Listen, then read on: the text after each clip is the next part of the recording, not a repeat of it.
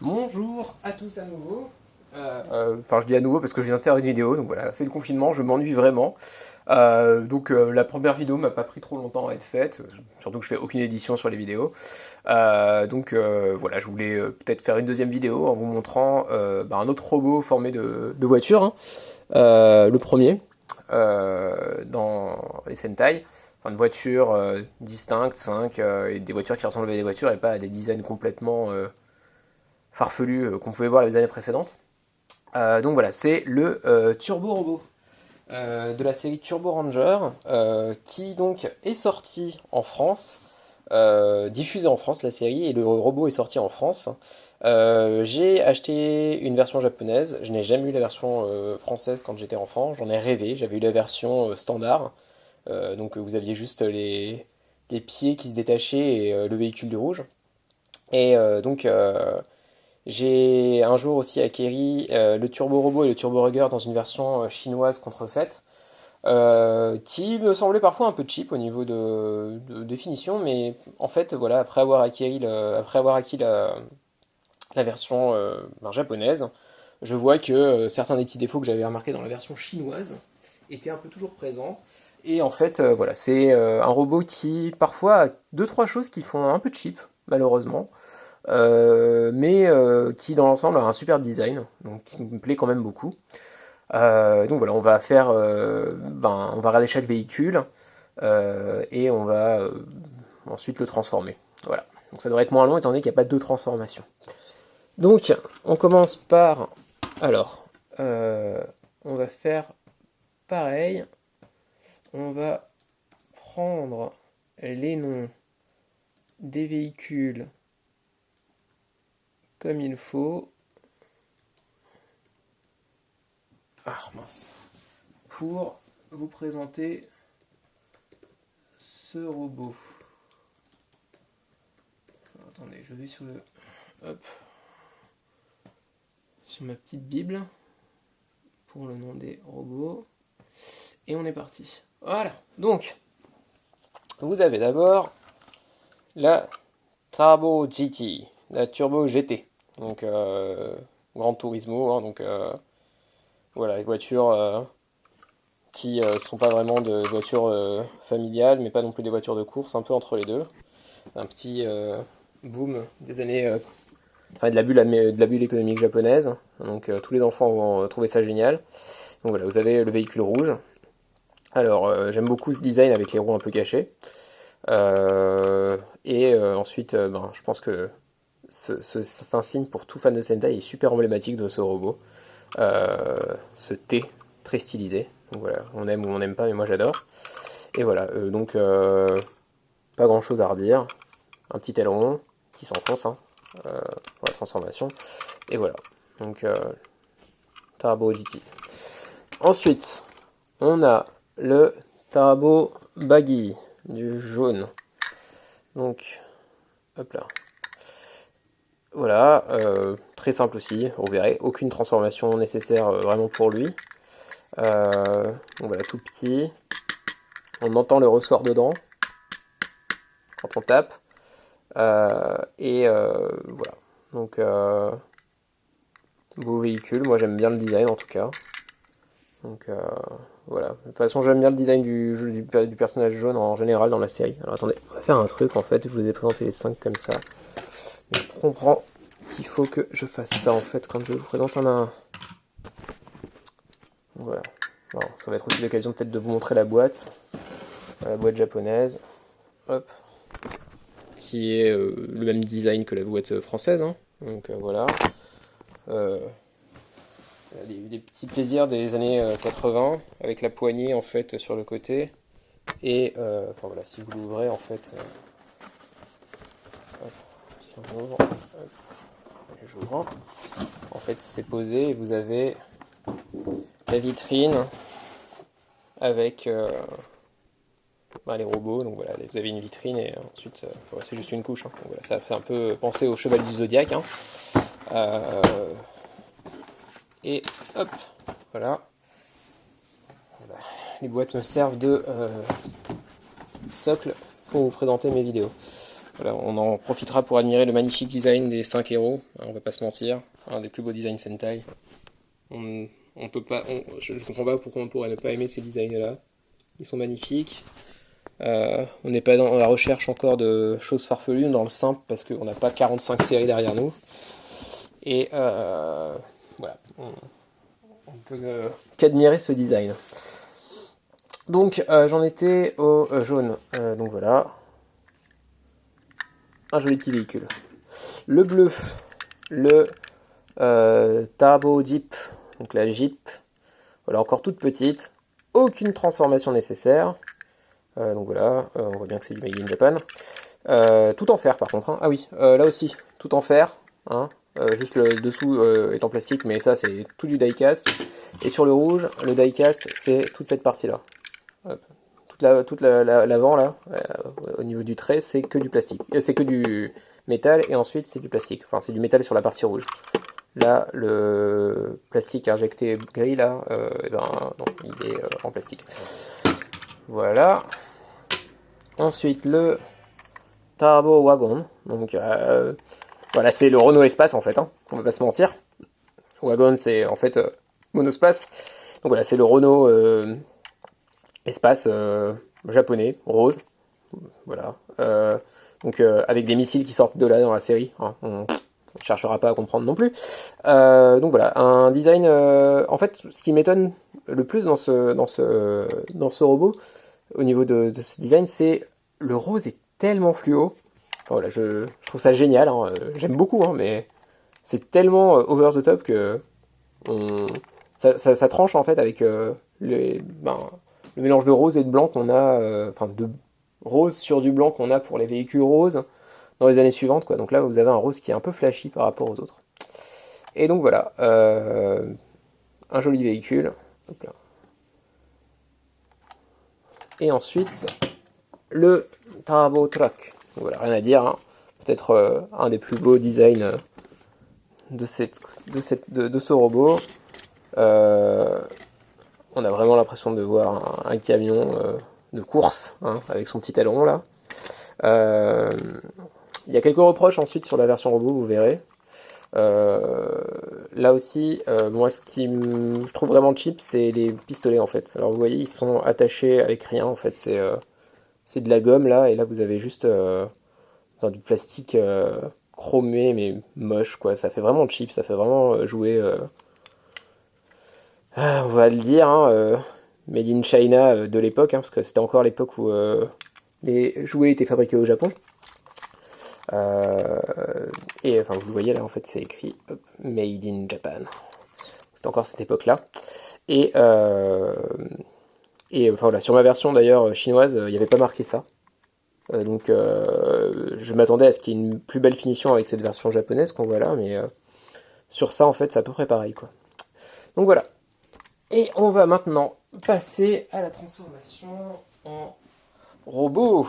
Donc, on va faire comme la vidéo précédente.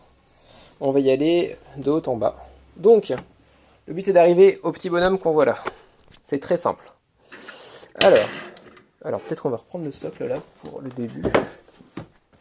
Hop. Donc, vous avez votre buggy. Ok, voilà, vous avez rentré l'aileron, c'est fini. Demain. La Jeep. Alors là, vous allez rien faire et c'est fini. Hop là. Voilà, vous avez les pieds. Donc, d'ailleurs, pour l'anecdote, quand on lit les interviews des designers des robots de Car Ranger, ils nous expliquent justement que un des plus gros travaux qu'ils avaient sur leur objectif principal dans les designs du Harvey Robot et des véhicules du Harvey Robot, c'était de garder l'échelle réelle des voitures. C'est-à-dire que l'échelle des voitures devrait être comme dans la réalité. C'est-à-dire que le gros pick-up, il devrait pas être 50 fois plus gros que le monospace d'à côté. Donc là, c'est un gros problème. C'est-à-dire que vous avez une Jeep qui est minuscule comparée à un monospace, ce qui est absolument pas logique.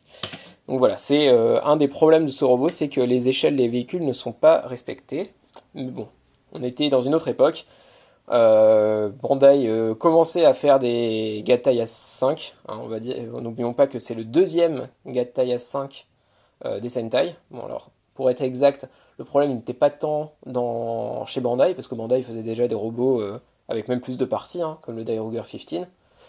Non, la grosse différence en fait, c'était que niveau tokusatsu, donc au niveau effets spéciaux, niveau scène de combat dans la série, c'était beaucoup plus dur à réaliser. Et aussi, les scènes de transformation étaient beaucoup plus dures à réaliser. Donc, 5 véhicules, ça faisait beaucoup. Mais là, on commençait à avoir un peu de goulot chez la Toei et dans les studios qui s'occupaient du Sentai. Et donc, on disait OK à des véhicules en 5 parties, à des robots en 5 parties. Voilà, pour la petite anecdote. Donc, ensuite, le monospace. J'adore dire monospace, ça me fait penser au Renault Espace, c'est génial. Voilà, le wagon. Hop, vous séparez les deux. Là, vous avez un petit ressort. En fait, c'est un petit ressort là. Hop, vous appuyez et ça ouvre. Donc, si je vous le refais comme ça, on appuie et ça ouvre. Voilà. Là, vous sortez l'attache. Vous sortez l'attache qui permet d'attacher les pieds. Hop là, comme ça, comme ça. Et là, vous ressortez. Enfin, vous ouvrez le pare-brise. Hein. Et ça reste comme ça en fait derrière. Donc voilà, on sent que parfois ils n'étaient pas au point au niveau des designs. De l'autre côté, pareil. On ouvre. Et hop. On a un pied formé. Et voilà. Oups là, pardon. Voilà. Les pieds sont formés. Les jambes sont formées, excusez-moi. Et donc, hop. On enfonce. Donc ça s'enfonce avec juste un ressort. Et on enfonce. Et voilà, vous avez les jambes. Maintenant, le Turbo Truck. Donc, ça commence par enlever cet aileron. Alors, je vais essayer de le faire sur la caméra, c'est un peu dur parce que ça tient vraiment très très bien. En fait, vous voyez, c'est fixé là. J'ai toujours un peu de mal. Alors, je suis désolé, je vais le faire hors caméra parce que j'arrive jamais à tirer dessus sans faire n'importe quoi. Ah non, j'y suis arrivé. Hop. Hop, voilà, on y est arrivé. Donc, voilà, c'est attaché avec les petits picots que vous voyez là. Ça formera le bouclier. Hein. Et c'est attaché là sur les trous qu'il y a là. Attendez, on va enlever les jambes derrière. Hop, voilà. Et là aussi, vous avez des trous là. Et ça s'attache sur ces petits picots. Donc là, j'aime beaucoup la transformation. Donc on enlève les pots d'échappement, hein, les verticaux des camions. Et ensuite, hop, j'aime beaucoup ce qu'il faut faire là. Donc en fait, vous avez ça, voilà, ça, comme ça, vous avez ça. Alors là, ce que vous devez faire, c'est tourner tout ça pour arriver à mettre les roues dans ce sens-là. Voilà, donc vous avez ça. Ensuite, vous tirez là pour faire sortir le bras. Vous tirez là pour faire sortir votre bras. Problème de design, et ben voilà, après les années, hein, je pense que c'était peut-être pas le cas au début, mais en fait ça tient avec pas grand chose. Et voilà, le bras il est un peu ballant, il tombe un peu vers l'intérieur, ce qui est un peu dommage. Je me demande d'ailleurs si c'est pas pour ça que sur la boîte, il a les bras en avant pour cacher ce petit défaut, parce que je crois que c'est un défaut de design et peut-être pas que de l'âge. Enfin voilà. Et là vous tirez pour sortir le bras. Et là vous tirez aussi pour sortir le bras. Hop. Et donc voilà, là l'autre problème que j'ai avec ce robot, moi, au niveau des bras, c'est qu'en fait, le bras, là, c'est juste un autocollant argenté. Donc c'est que du plastique. Et c'est vrai que c'est le genre d'endroit où on serait à même d'attendre de la peinture ou carrément du plastique différent. Donc ça brille, c'est joli, mais c'est un peu dommage. Quoi. On s'attendrait au moins à la même finition que là. Quoi. Mais bon, ce n'est pas le cas. Donc voilà, une fois que vous avez fait ça, en fait, là, vous avez... il est assis, là. Donc là, on va le mettre debout. Hein, voilà. On reprend, ça fait ça, en fait. Comme ça. Et là, vous remontez tout. Et vous avez, voilà, vu sur le côté ça donne ça. Et vous avez votre, les hanches, enfin les cuisses, la taille, le torse et les bras. Donc plus grosse partie de ce robot. Voilà, vous assemblez, hop, hop, et voilà. Votre turbo robot est prêt à être assemblé. Là, je vais enlever ça pour que vous voyez bien. Comme ça. Et on va le mettre sur le côté et on va faire le véhicule rouge. Donc le véhicule rouge, le turbo GT, très simple à faire. On rentre l'aileron, on tire, on ouvre. Et là, ça révèle la tête. Donc, en fait, plein de personnes ne s'en rendent pas compte. Ça ne s'ouvre pas juste en deux. Il faut la voir pour comprendre. D'abord, ça s'ouvre et ensuite, ça glisse. Et voilà, vous baissez. Et là, la tête, elle est un peu enfoncée. Donc, vous la sortez. Hop. Et voilà. Donc, pareil, là, au niveau de la tête, alors, je sais pas si c'est très visible, mais le plastique fait un peu cheap, en fait. On sent que c'est creux dedans, qu'il n'est pas de super bonne qualité. La visière, moi j'avais même j'ai mis un peu de marqueur indélébile noir parce que la peinture partait, donc la visière c'est juste de la peinture. Voilà, encore un peu dommage. Et de la peinture qui est un peu mal faite. Enfin, je sais pas, il y a un côté un peu un jouet chinois que vous achetez à 10 balles à Toys R Us à l'époque, hein, où vous savez, il était vendu à côté des figurines de Batman qui avaient des tenues de Power Ranger et qui s'appelait Spider Monkey, quoi. Donc, enfin voilà, c'est un peu dommage ça. Finalement, pour assembler le tout, on va le faire sur le côté parce que c'est plus simple à comprendre ce qui se passe sur le côté. Donc là, en fait, c'est creux et en fait, vous rentrez ça dans les roues là, comme ça, dans les roues du véhicule noir. Ça s'enfonce en fait. Vous mettez ça comme ça. Hop. Là, c'est toujours pas fixé. En fait, ça se fixe juste à l'avant. Là, vous avez un picot là, le trou là. Et hop. Et voilà. Le turbo robot est formé. Donc, ben voilà. Un design que moi j'aime particulièrement. Hein. Malgré tous les défauts que je donne à ce robot, le design je le trouve magnifique. Bon, sur le côté, ça donne ça. Hein. Donc, des petits pare-brise. On aime ou on n'aime pas. Hein. Il roule, hein, parce qu'il est sur des roues.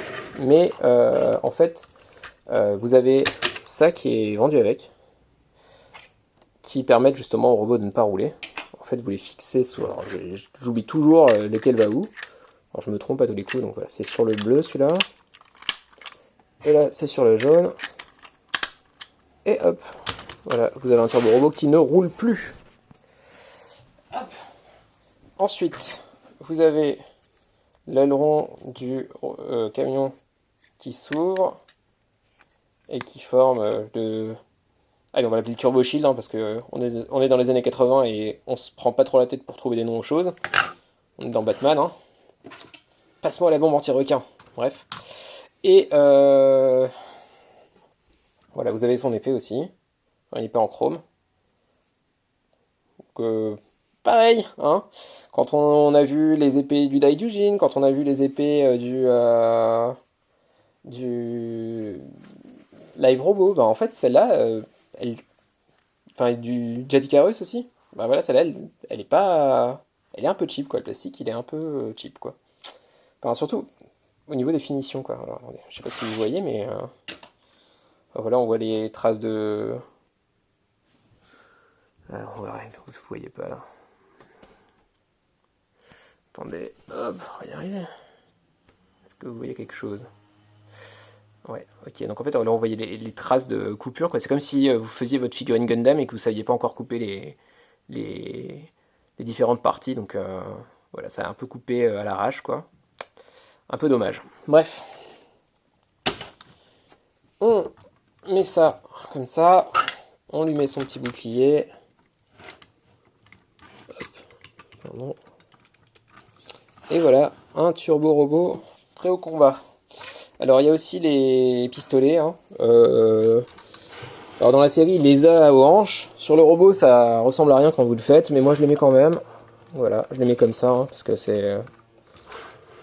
Voilà, c'est pas très très beau. Mais au moins ça permet de pas les perdre. Donc voilà, le Turbo Robot, deuxième vidéo. J'espère qu'elle vous aura plu. Je vous souhaite une bonne journée et bon confinement.